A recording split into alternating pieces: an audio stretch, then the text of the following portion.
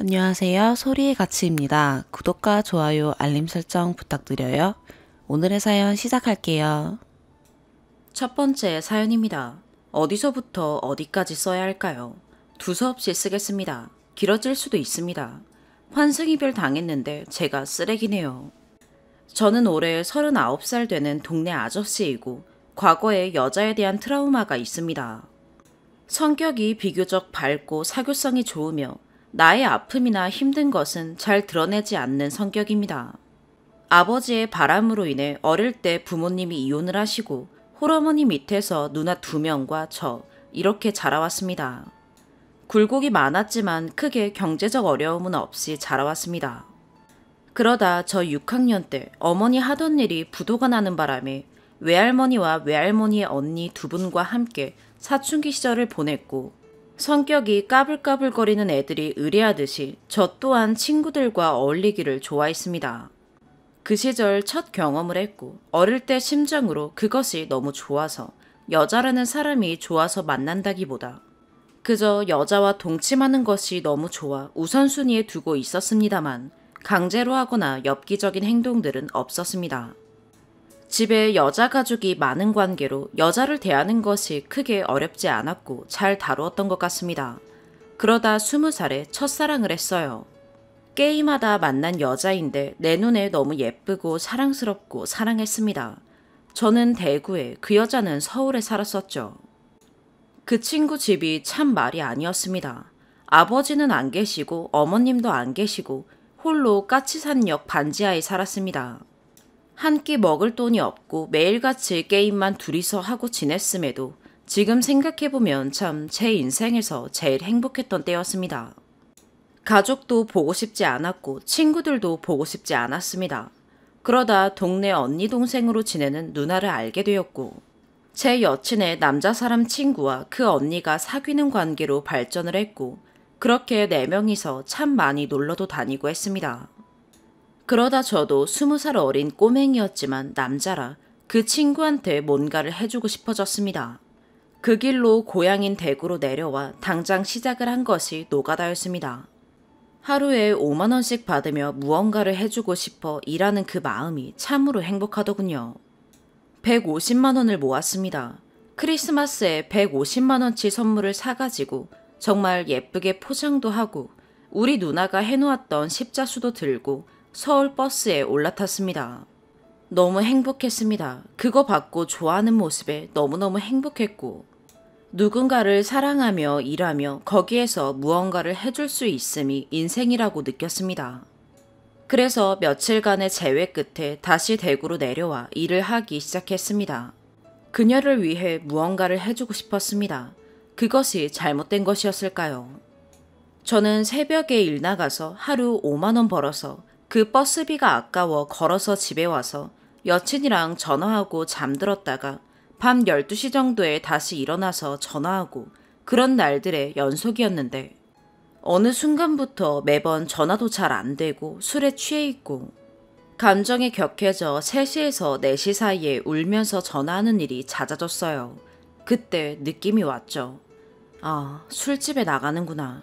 하늘이 무너지는 느낌을 처음 받았습니다. 내 여자가, 내가 사랑하는 그녀가 돈 때문에 술을 팔고 웃음을 팔고 몸을 팔고 싸우고 또 싸웠습니다. 진짜 돈이 없어서 딱 2달만 한다는 것이었습니다. 어린 마음에 이해하고 넘어가려 했습니다. 딱 2달만 참자. 하지만 2달 후에도 그 일은 계속되었습니다. 그래서 무작정 엄마 차를 가지고 서울에 갔습니다. 집에 가서 또 싸웠습니다. 그래도 얼굴 볼 때 행복했던 기억이 선합니다. 그렇게 싸우는 중에 전화가 한 통 왔어요. 보도빵 형님이 태우러 온다는 전화였습니다. 그렇게 싸우다가 또 그렇게 상냥하게 전화를 받는 모습에 화가 머리 끝까지 났고 그 보도빵 형님이 도착했을 때 저도 모르게 보도빵 운영 차량을 운전하는 그 사람을 때렸습니다. 그 차가 가고 10분여 정도가 지났을까요? 스타렉스에서 여러 명의 형님들이 내려서 약 10분 동안 구타를 당했습니다. 아마 대략 1, 2분 정도였을 테지만 10분 정도로 느껴졌습니다. 멀리서 저 맞는 거 보면서 울더군요. 그리고 제가 다가가서 이야기를 했어요. 일 그만둬. 그래도 조금만 더 한다기에 욕을 했습니다. 그리고 다시 대구로 내려왔죠. 그 뒤로 제 삶은 거의 폐인이 되었습니다. 선천적으로 술을 잘 먹지 못합니다. 2잔만 마셔도 얼굴이 아직 빨개집니다. 그 당시에는 아침에 술 먹고 점심에 술 먹고 저녁에 술 먹고 새벽에 술 먹었습니다. 도저히 맨정신으로는 살아갈 수 없었어요. 그렇게 3, 4개월 정도 지났을 때 제가 술에 취해 어버버하고 있을 때 엄마가 출근 전 제 방에 와서 울고 가더군요. 엄마 가시고 몇 시간 후 정신을 차려 거울을 보니 진짜 미친놈이 한 명 서 있네요. 그 길로 정신 차리고 다시 일을 시작했습니다. 무언가를 하면서 잊혀가려고요. 그때 당시 싱크대 만드는 공장에서 일을 했는데 설치 보조가 주 업무였습니다. 그렇게 한 3개월이 흘렀고 한 통의 전화가 왔습니다. 참 익숙한 번호더라고요. 그리고 말을 했죠. 터질 듯한 심장을 부여잡고 떨리는 입술도 깨물고 아무렇지 않다는 듯이 왜? 라고 했습니다. 그녀가 하는 말이 아직도 생생히 기억납니다. 일을 그만뒀고 엄마가 가게 차리는데 간판을 해주고 싶은데 돈이 모자란다는 것이었습니다. 그때 당시 참 고마웠어요. 이 아이가 힘이 들면 아직 내 생각을 하는구나.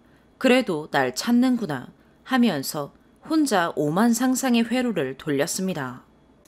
우리 엄마가 피부 미용실을 하니 대구로 데리고 와서 엄마 가게에서 일 시키면서 같이 살 수 있겠구나 하면서 참 다시 행복했습니다. 나중에 알게 된 사실이었지만 그 일도 계속하고 있었고 제가 준 돈으로 새끼 개를 한 마리 산 거였습니다. 그 개 이름이 하양이입니다. 그 일을 아무렇지 않게 고백을 하더군요. 참 사람의 배신이라는 게 너무너무 힘이 들었습니다. 다시 일도 그만두게 되고 폐인 생활을 했습니다. 그때 제 친구가 힘들어하는 저를 위해 네가 그년 때문에 힘들어할 때 그녀는 돈 받고 다른 남자하고 잠자리 갖고 있다. 정신 차려라. 이렇게 말을 했고 그 순간 엄청난 분노로 인해 친구와 치고받고 싸웠습니다. 참 고마운 친구죠. 얼마간의 폐인 생활을 또 하고 있을 즈음에 다시 전화가 옵니다. 너 내 이름으로 개통한 핸드폰비가 70만 원 나왔다. 그때 아마 기계값 포함해서 그 정도가 나온 게 맞을 겁니다. 나이가 만 19세여서 제 이름으로 개통 못하고 엄마 이름으로 된 핸드폰을 쓰다가 그 친구 이름으로 개통을 했거든요. 그래서 그 돈을 주고 진짜 모든 것을 깨끗하게 끝내고 싶었습니다. 그날 저녁에 그 치고박았던 친구와 술을 한 잔 먹었고 이 이야기를 해줬습니다. 그랬더니 저보고 미친놈이랍니다. 그 돈을 왜 주냐고. 새끼게 살 때 주었던 돈이 몇 배는 되거든요. 다음날 입금하러 가는데 참 기분이 묘했습니다. 그러다가 갑자기 주면 안 될 것 같더라고요. 돈이 아까워서 헤어져서 절대 아닙니다. 어릴 적 순정에 그 당시로 회상하면 이 돈을 주면 그녀가 날 까맣게 잊을 것 같다. 차라리 돈 안 주고 더러운 놈, 치사한 놈으로라도 기억되고 싶다. 후에 저희 엄마한테 전화해서 참 싸가지 없는 이야기를 많이 하더군요. 그래서 제가 절대 주지 말고 우리끼리 해결하게 두시라고 이야기했습니다. 그렇게 저의 더러웠던 첫사랑은 끝이 났습니다. 그 후로 더 이상 여자와의 관계는 유체적인 관계 말고는 나에게 없다는 마인드가 생겼습니다. 여자들을 쉽게 많이 만났던 것 같고 참 어렸습니다. 그러다 1년 후 저의 길고 긴 인연이 찾아왔습니다. 지금 생각하면 참 많이 사랑했고 정말 미숙했고 정말 미련했습니다. 이번에 그 친구는 저의 초등학교 3학년 때 짝꿍이었는데 그녀의 언니와 저희 큰 누나가 친구였습니다.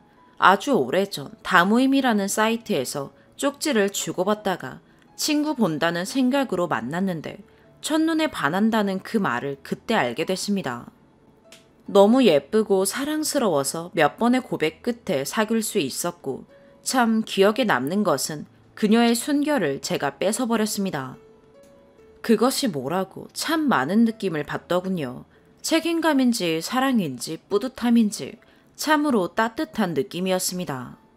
21살 10월에 만나 22살부터 사귀면서 너무 사랑했습니다. 근데 제가 두려웠던 것은 지금의 이 친구도 저번에 그 친구처럼 그렇게 되면 어쩌지?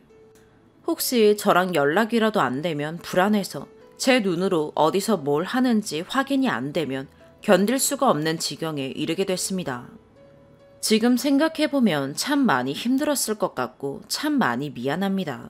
그 아이는 학원에서 격리로 일했었는데 학원에서 회식하는 날이면 어디서 하는지 꼭 확인을 했고 심할 경우에는 몇 테이블 떨어진 곳에 자리하고 있었던 적도 많았습니다.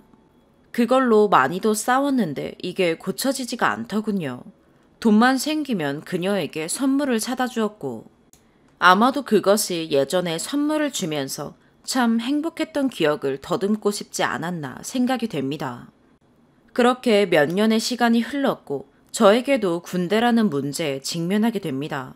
그 아이와의 가치 있는 시간이 너무 좋았고 헤어지는 게 생을 마감하는 것보다 싫었습니다.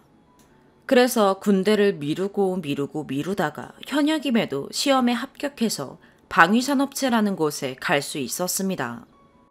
그때 당시 이미 몇 년을 그렇게 만나다가 26살에 방산에 갔습니다. 전남 광주에 있는 방위산업체였고 하남 산단 10번에 위치하고 있었습니다. 거기 기숙사에서 2년 10개월을 보냈습니다. 참 환경도 열악하고 일도 이교대에다가 단순 반복된 일이었기에 정말 못하겠더군요. 그래서 제가 생산과 차장님께 이야기를 했습니다. 원재료 섞으라 하면 원재료 섞고 금연 교환을 하라 하면 금연 교환을 하겠고 배달을 가라 하면 배달을 가겠으니 다른 거 시켜달라고. 그날부터 원재료 다루고 건조시키고 주간에 쓸 원재료를 준비하는 일을 했습니다.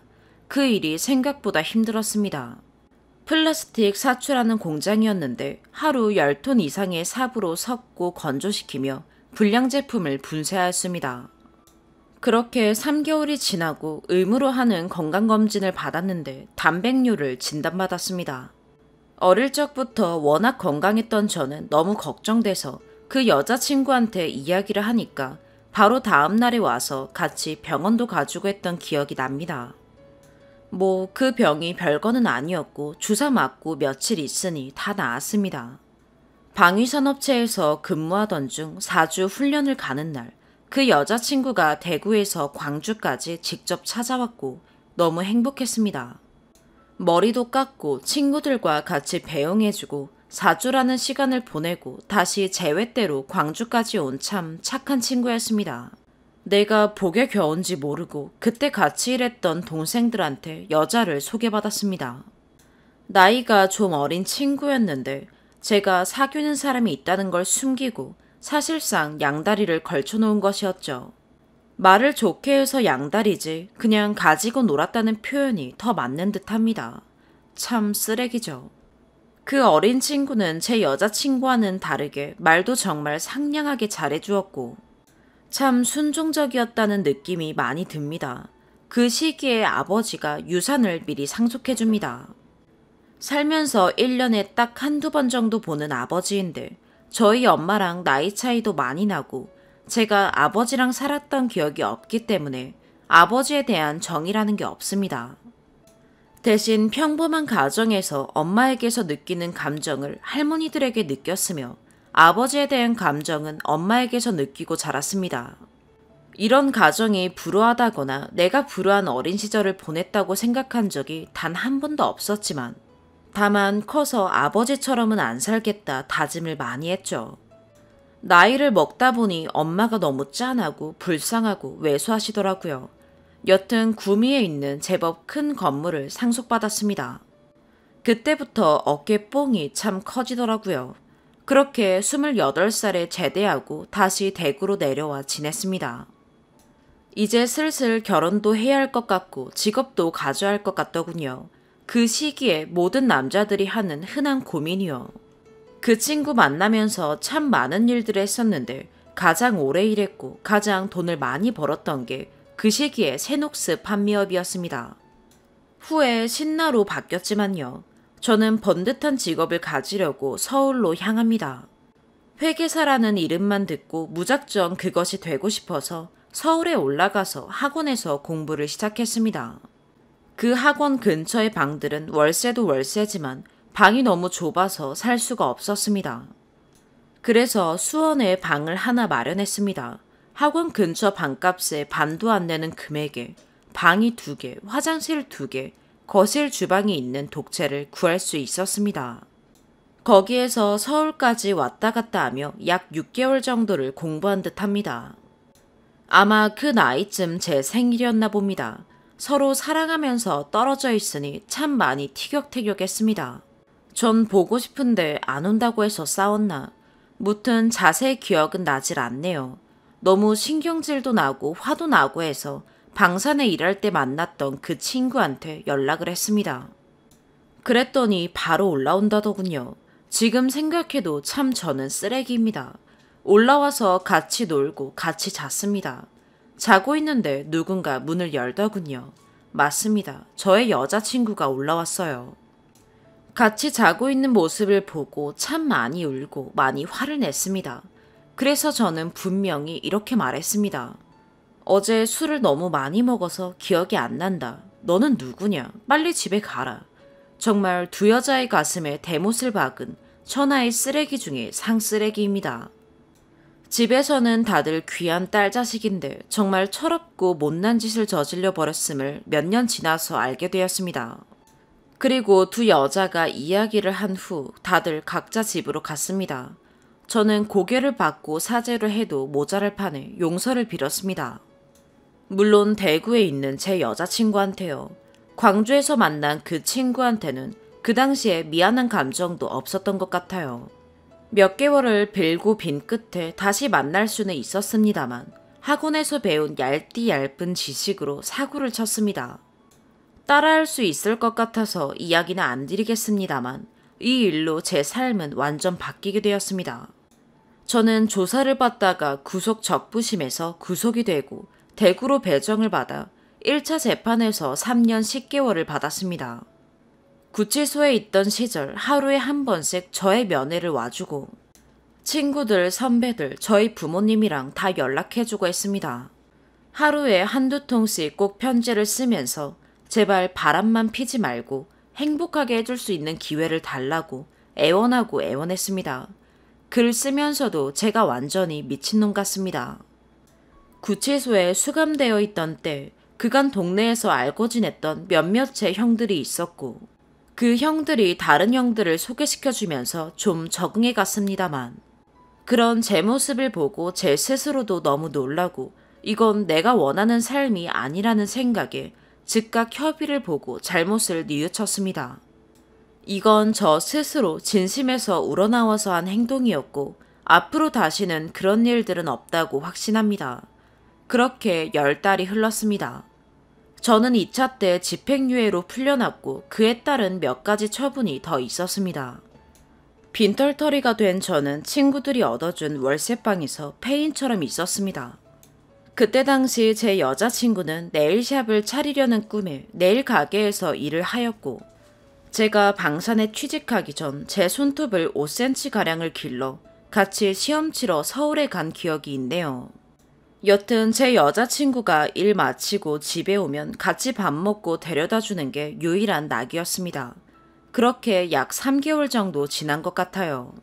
무언가를 해야겠다는 생각에 택배 상하차를 시작했습니다. 첫날은 무지 힘들고 무지 고되었습니다. 그때 당시에는 저녁 6시부터 아침 6시까지 상하차를 하였으며 점심시간이 밤 12시였습니다. 밥 먹고 도망가고 싶었지만 이 일도 못하면 무슨 일을 할 수 있을까 싶어서 꾹 참고 3개월 정도 쉬지 않고 일을 했습니다. 무언가를 할 수 있는 준비가 되었다고 생각했으며 그리고 우연치 않게 울산으로 내려오게 됩니다. 30살에 울산으로 내려오면서 아파트 분양이라는 것을 배웠습니다. 참 꿈에 부풀고 일에 있어서는 정말 열정적이었습니다. 다만 그렇게 오래 만나고 기다려주고 용서해준 여자친구는 제가 울산에 내려간다고 하니 정말 배신감이 많이 들었을 겁니다. 지금에서야 알게 되네요. 처음에 3개월간은 돈을 하나도 벌지 못했지만 언젠간 성공해서 대구에 내려간다는 생각 하나 가지고 정말 열심히 했고, 제일 처음 일을 배웠던 대표님께서 인간적으로 많이 애를 써주셨습니다. 그러자 3개월이 지나서 저의 실적은 폭등했고 전체 120여 명의 직원 중에 3등을 했습니다. 직원 120명이라고 해도 정작 일하는 사람은 절반에 지나지 않았지만 6개월 만에 7,800만 원이라는 큰 돈을 벌었습니다. 너무너무 행복했고 끝이 보이는 것 같아서 빚 갚고 남는 돈은 여친한테 맡겨 용돈을 받아 썼습니다. 그렇게 하루, 이틀, 한 달, 2달이 지나고 일에 너무 전념한 나머지 여자친구 입장에서는 소홀하다 생각할 수 있던 것을 몰랐습니다. 전 그저 성공해서 내려가고 싶은 마음뿐이었는데 여자를 잘 안다고 생각했는데 실상을 하나도 모르고 있던 것을 이때 알았습니다. 헤어지자고 하더라고요. 마음이 너무 아팠습니다. 조금만 더 기다려주면 성공할 수 있을 것 같은데 왜 기다리지 못하는 것일까 하는 마음이 제일 컸습니다. 네, 저 미친놈, 못난놈, 쓰레기 맞습니다. 그리고 저는 그러자고 했습니다. 의뢰 제 여친이 삐졌다고 생각을 했고 성공해서 내려가면 기다릴 줄 알았습니다. 하지만 그녀는 1년 후 시집을 가버렸고 전 홀로 남겨졌습니다. 그거와는 별도로 저의 연봉은 2년 차에 1억 4천을 찍었습니다. 이 시기에 개인적인 빚들은 거의 다 갚을 수가 있었고 저의 생활도 조금은 안정을 찾았는데 막상 나의 청춘을 함께했던 그녀가 없어졌다는 사실이 너무 아프고 견딜 수가 없었지만 그녀를 보내주는 게 사랑이라는 생각에 참고 참았습니다. 그 후로 1년 뒤 그녀는 아기를 출산했고 그녀의 아기가 내 아기였으면 소원이 없겠다는 생각도 해봤지만 참 행복해 보이는 그녀의 가족 사진만이 있을 뿐이었죠. 그때 내 마음속에 남아있던 사랑을 다 놓아주었습니다. 저의 일은 날로 번창했고 같이 일하던 누나의 투자를 받아 회사도 하나 설립했습니다. 그 누나와 일하면서 정말 신나게 돈을 버니 그것도 그 나름대로의 맛이 있더라고요. 투자금 회수와 3년 정도의 지분을 주면서 세월이 흘러갔습니다. 남녀 사이보다 일이 더 중요한 사람으로 변해 있고 순정은 없었으며 결혼은 하기 싫고 여자는 정말 가볍게만 만나는 그저 그런 아저씨로 변모해가는 내 자신이 참 처량했습니다. 마지막 남아있던 그녀에 대한 미련을 다 버리고 나니 정말 남아있는 게 없더군요. 그렇게 36살에 일도 사랑도 모두 버렸습니다. 그 시기쯤에서 해외 선물바람이 불더군요. 재미삼아 하던 게 점점 걷잡을 수 없이 불어나게 되고 천국과 지옥을 왔다 갔다 하면서 허송세월을 보냈습니다. 정신을 차리고 보니 참 인생이 망가져 있더라고요. 하필이면 그때 저의 엄마가 황혼에 마음 맞는 짝을 찾았다고 제주도로 재혼을 하신다고 하셨습니다. 마음이 참 기뻤습니다. 여태 고생만 하시다가 말년에 그런 사람을 만났다는 게 정말 기뻤고 누나의 반대에도 엄마만 원하시면 반드시 보내드리겠다고 다짐을 했고 가지고 있던 현금을 다 써버려서 엄마랑 같이 살던 집을 전세로 놓고 그 돈으로 제주도에 내려가셨습니다.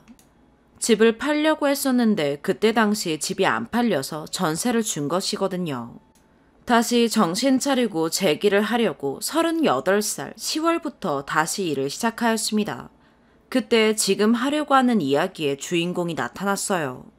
머리를 자르려고 미용실에 들렸는데 너무너무 예쁜 아가씨가 있길래 밥 먹자고 다짜고짜 이야기를 하였고 당연히 거절당했습니다. 그렇게 5개월간의 끈질긴 구애로 우리는 사랑을 시작할 수 있었습니다. 저보다 많이 어린 친구였는데 철은 없지만 열심히 일하고 너무 착하고 제 눈에 너무 예뻤습니다. 뭐든 다 해주고 싶은 마치 20살 때 그 마음이 자꾸 되살아나는 느낌을 받았지만 한편으로는 좀 무서웠습니다. 또다시 그때 그 친구처럼 지금 이 친구도 그러면 어쩌나 하는 그런 느낌을 받았거든요. 마음이 커질수록 더 불안했습니다. 하필 지금 같은 시기에 나를 만나는가. 제가 구애하고 제가 선택한 사람이지만 참 마음이란 게 마음대로 안 되더군요. 그래서 또 일에 매진을 했습니다. 지금은 재개발 쪽으로 일을 하고 있는데 성공이 목전에 있습니다. 그렇게 일에 너무 많은 열정을 쏟으니 당연히 여자친구의 기대에 미치지 못했나 봅니다. 여자친구는 많이 어리고 사랑받고 싶어하고 관심받고 싶어할 나이에 저의 입장을 고수했으니 얼마나 외로웠겠습니까? 한날에는 낮에 연락 안 한다고 너무너무 짜증을 내길래 홧김에 헤어지자고 말했습니다. 3, 4일쯤 후 저희 집 앞에 찾아와서는 커피 한잔 하자고 하고 이야기를 나눈 뒤 다시 만남을 이어갔습니다. 그렇게 만남을 가지는 중에 여자친구가 자꾸 오해를 하더군요. 제가 낮에 무슨 일을 하는지 모르겠으며 제가 하고 있는 일이 도대체 어떤 일인지도 모르겠고 자기는 결혼하고 싶은데 오빠는 결혼할 마음이 없다고요. 단지 어린애의 투정 정도로 생각을 했고 전세금 돌려줄 정도만 벌어놔도 시작은 할 수 있겠구나 해서 진짜 빨리 돈을 벌려고 미친 듯이 뛰어다녔습니다. 그리고 이런 저도 표현을 잘 안 했지만 결혼을 생각하고 서서히 마음을 열었습니다. 한 번은 약속이 펑크가 나서 같이 일하는 동생이랑 커피 한잔하고 제 여자친구에 대해서 이야기를 했습니다. 그랬더니 그 동생이 하는 말이 형님, 요즘에 너무 어린애들은 피하셔야 됩니다. 진심이 아닐 수도 있습니다. 확인을 좀 해보세요. 그랬더니 오늘 약속 펑크난 거 이야기하지 말고 좀 기다려보시고 전화 받는지 안 받는지 확인을 하라고 하더군요. 그 애가 다 좋은데 술 먹거나 친구들이랑 있을 때 연락이 잘 안 되는 게 평소에도 잦았거든요. 뭐 나이 차이가 좀 나니까 불편해서 그런 걸 수도 있다고 이해는 했습니다.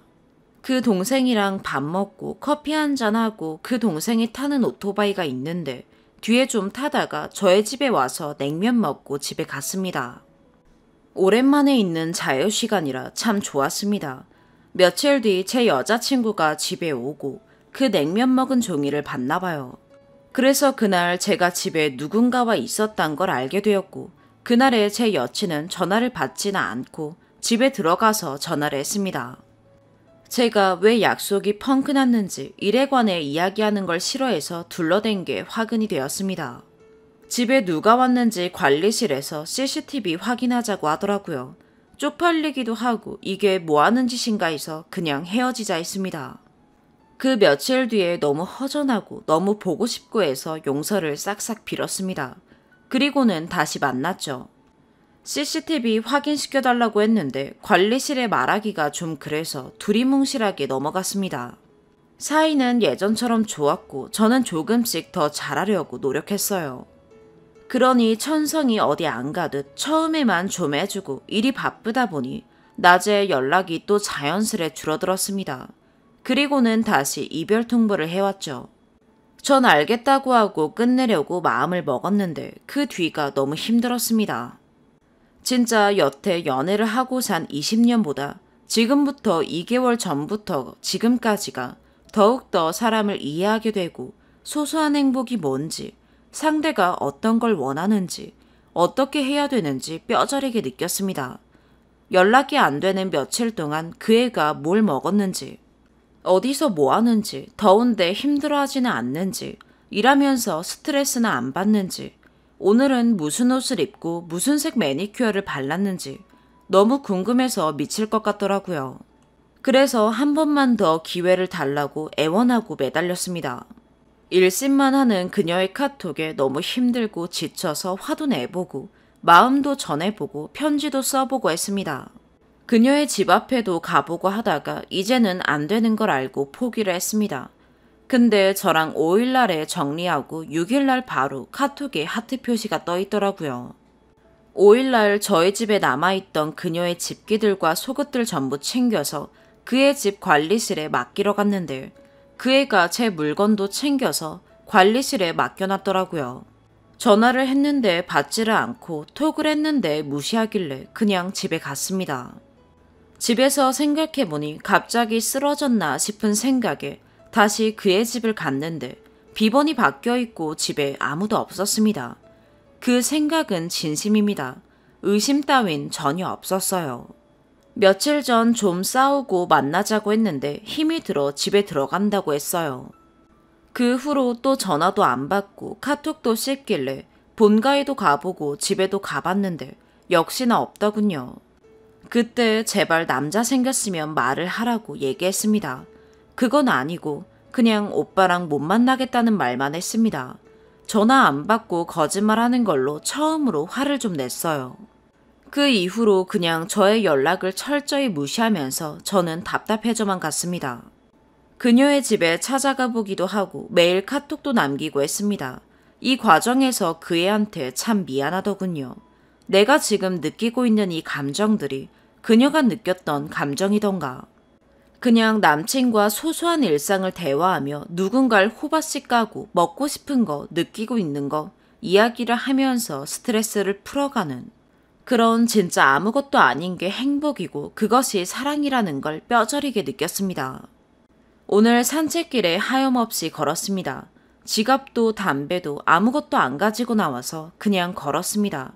제가 향하는 곳은 그녀의 집이었습니다. 근데 그녀의 집 현관문 앞에서 남자 소리가 들립니다. 눈이 뒤집혔습니다. 문을 두드리고 잠깐 이야기 좀 하자고 남자한테 말했습니다. 화내는 것도 아니고 잠깐 이야기 좀 하자고. 결국 그 남자와 이야기를 좀 했습니다. 6월 달부터 연락을 했고 8월 6일부터 사귀었다고 말을 합니다. 저는 정말 비참했어요.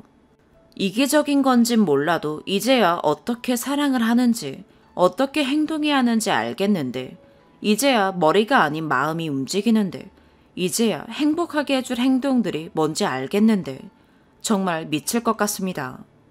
무더운 여름날 이케아에서 주문한 침대에서 같이 뒹굴고 있었다고 생각하니 정말 비참합니다.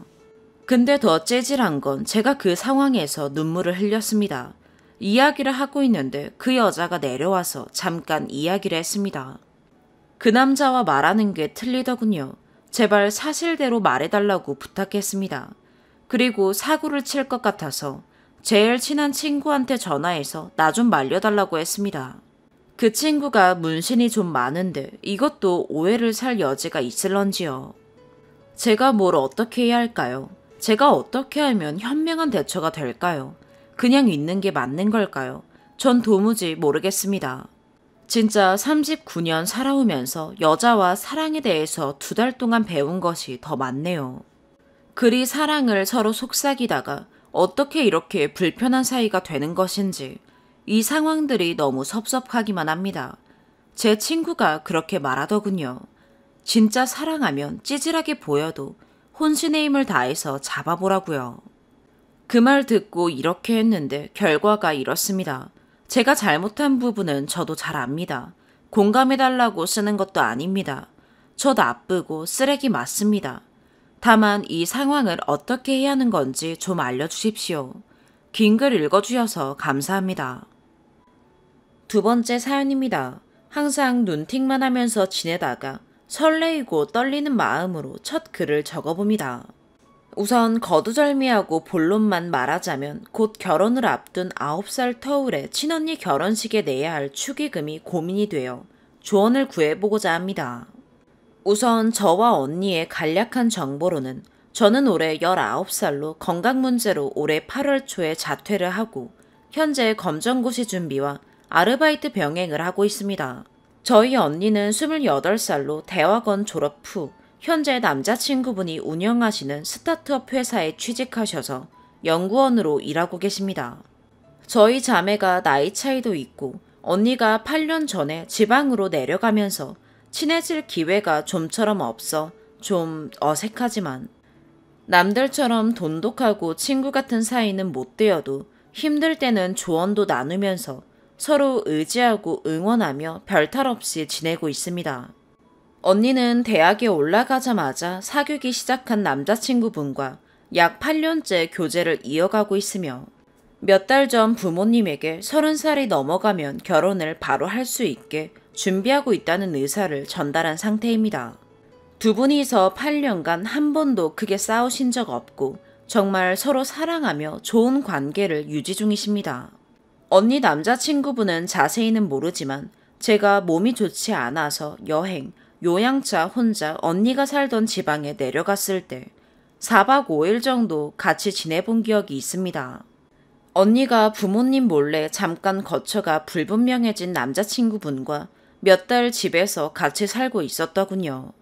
언니가 말했던 대로 냉철하고 카리스마가 있고 살가운 편은 아니셨지만 저에게 최선을 다해 친절히 대하려는 노력이 눈에 보일 정도로 좋은 분이셨습니다.